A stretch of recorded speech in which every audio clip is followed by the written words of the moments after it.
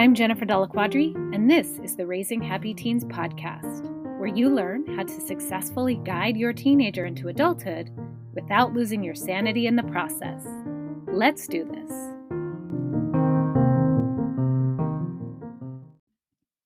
Welcome back to the podcast. I just got done hosting The Art of Non-Reactive Parenting, and it was just such a fun experience. And one of the things that I love the most about doing classes like this is being able to interact with other parents and provide a space for everybody to normalize the challenges that come along with raising a teenager. So if you were there, I'm so glad you came. If you weren't able to make it, it's available in replay. I will put a link in the show notes for you to be able to catch the replay because you're not going to want to miss it. There was a lot of really great information in there that's going to help you be a calmer parent for your teenager. So on to today's topic. In episode 100, I talked a little bit about parental isolation. The episode number is 100. It's called Teen Loneliness and Parental Isolation. I talked a little bit about the challenges parents face in the teen years.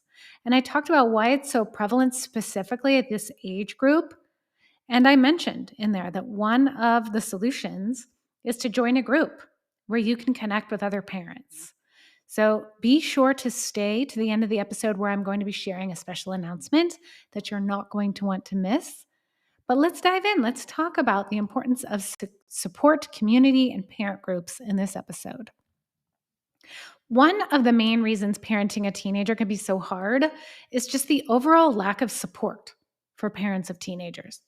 There's all kinds of resources for parents of babies, toddlers, and even school-age kids. But when the teenage years hit, there's just not very much out there. And I'm talking about formal, organized groups. But there's also not a lot in the way of casual gatherings. So sure, if your teen is in a sport, you're going to be able to interact with other parents at games and practices, or if they're in dance or theater, you will be able to interact with other parents and be part of that community. But even then, because your teenager is more aware of what other people are thinking about them and wanting things to be private, it's not very easy to talk about the challenges that you experience raising a teenager. So those conversations, they might be more surfacey or just about other things. And plus, you're just no longer going to birthday parties, volunteering at school, going on field trips, and all those other things that you could have done when they were younger to give you that built-in opportunity to connect with other parents when the kids were little. So add to that the fact that raising a teenager is one of the hardest things you're going to experience as a parent. The struggle and isolation is real. You know what they say, bigger kids, bigger problems. So within your social group, you may not feel comfortable talking about these challenges that you're having with your teenager. You may not want to have Susie down the street talking about how you are experiencing things with your teenager that she doesn't understand, or how you found a vape cartridge in their bedroom, or that they're struggling with mental health challenges, or that their grades are slipping. Parent groups offer a safe space to talk about these challenges, and really in a constructive and supportive way. Sometimes socially, talking about these things can turn into venting, which, yeah, it feels good to vent, but at the same time, it really can build up whatever feelings that you're having. Like, oh man, I'm so nervous. Yeah, I'm so worried. Oh my gosh, you must be so worried, right? It kind of spirals you into the struggles that you're already having. And of course, your friends mean really the best for you, but they don't necessarily know how to support you, and they're not necessarily trained how to help you constructively find a plan or make a plan for it. So let's dive into the 9 ways support groups benefit parents of teenager. Number 1 is they help you feel less alone. Really just hearing what other parents are experiencing can remind you that you're not the only one. It can really alleviate some of that guilt and the shame that's associated with the struggle. And it takes the pressure off a little bit.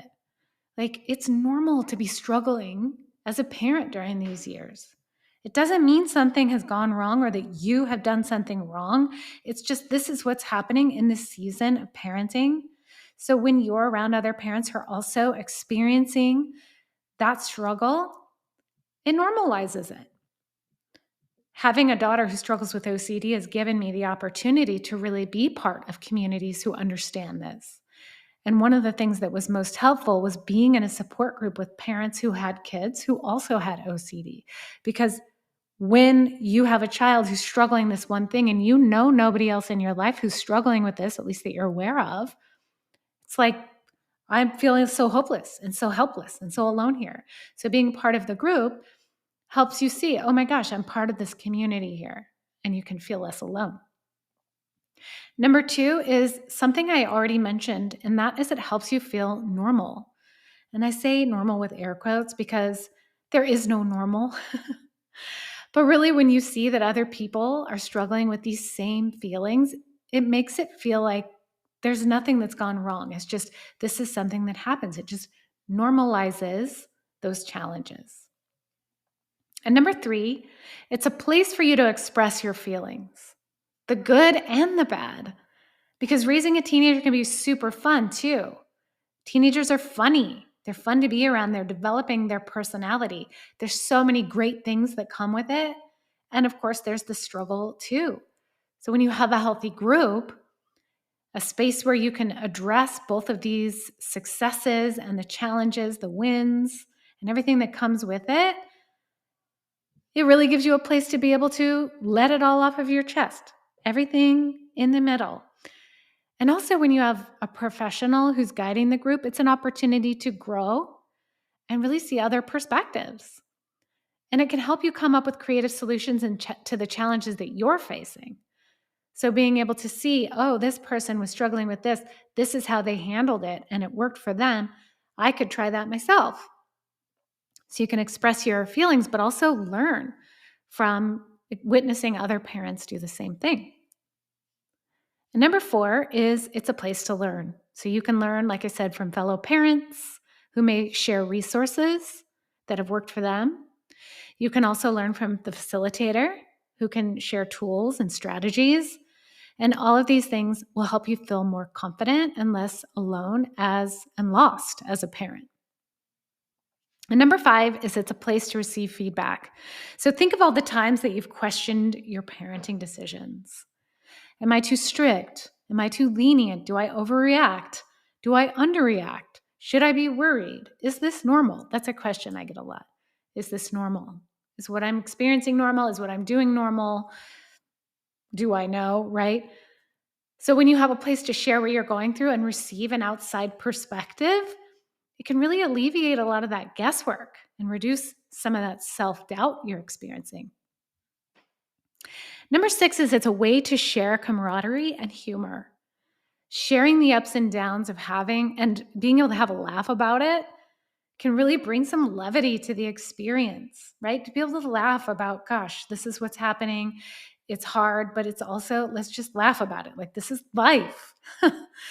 Life is filled with these things. And it can be a huge relief to just be able to partner up with other people who are in the same situation. Number 7 is participating in a group can be seen as a form of self-care. And I know self-care is a term that's used ad nauseum. But when you're able to be part of a group, it's going to help restore your energy and allow you to develop resiliency as a parent.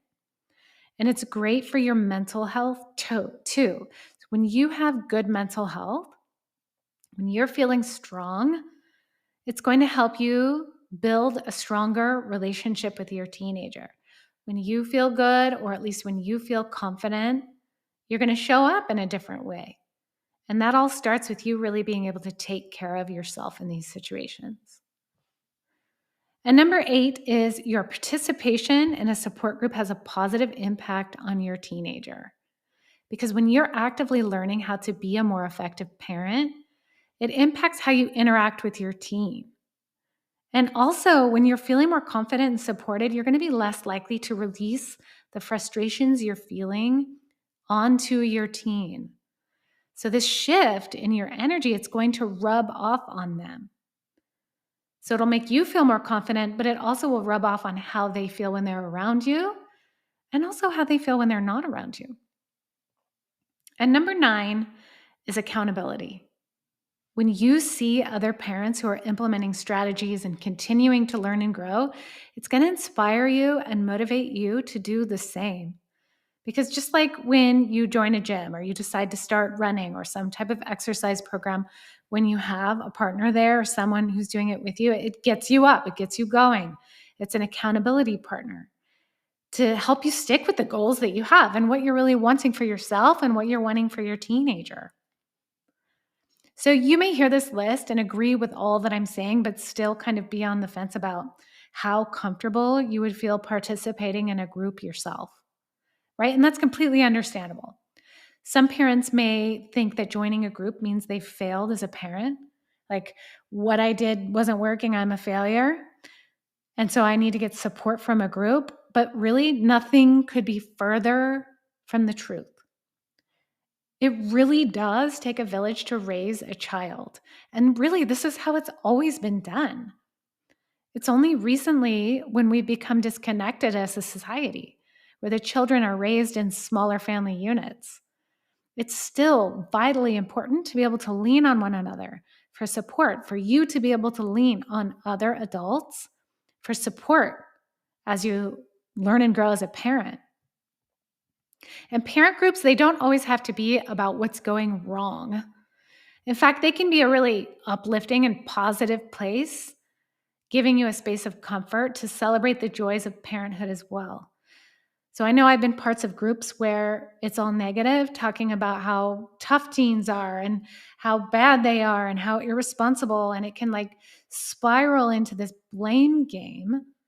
But when you're part of a really healthy, positive group, it can really shift your perspective of what's going on here so that you can see your teenager and your experience as a parent in a completely different light, which again is going to impact how you show up for your teenager.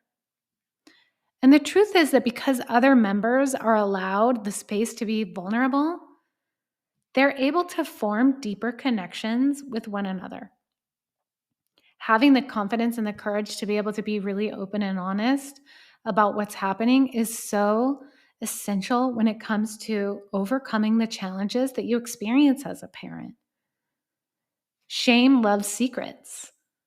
So by keeping it all in and having the surface be like everything's perfect, right? You may be wanting to do that in your life, but at least having a place where you can be real about what's happening and be around other people who are doing the same thing.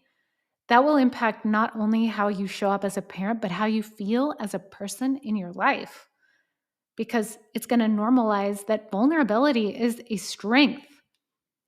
Being honest is a strength. For so many years, the narrative has been, we keep all of our secrets to ourselves. We make everything looks perfect on the outside. And I know for sure that right now that's shifting.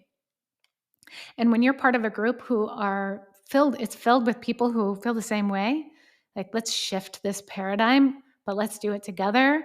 The wave of change is going to be even stronger. So now on to my special announcement. I'm launching a brand new offering for parents of teenager called the Raising Happy Teens Parent Group. 12 weeks to calmer parent-teen communication.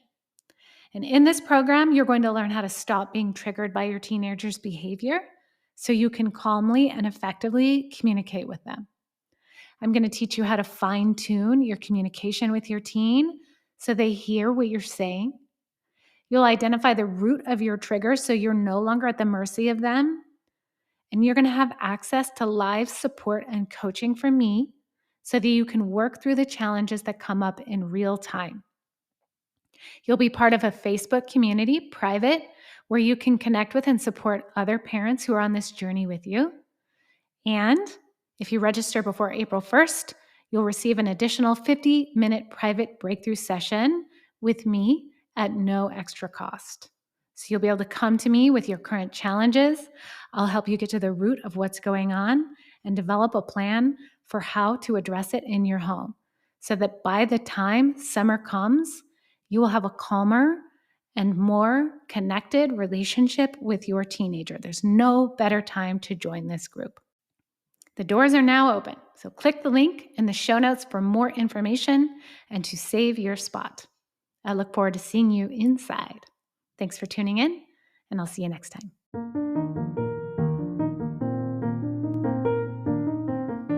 If you liked this episode, I'd like to invite you to join Raising Happy Teens, my free online community for parents of teenagers, where every week I host Ask a Coach.